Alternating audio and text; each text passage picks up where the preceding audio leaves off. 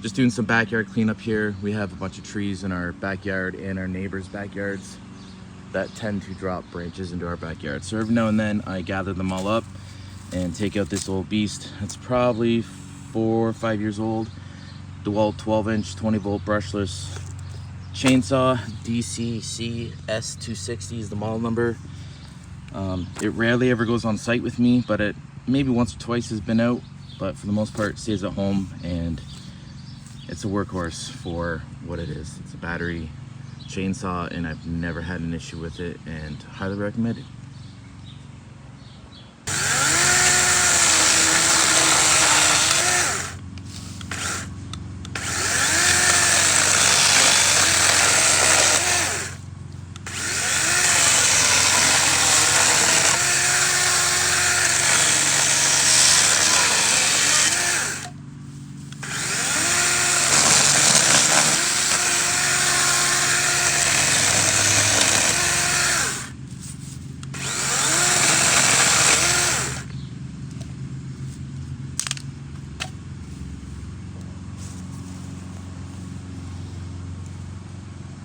The monster.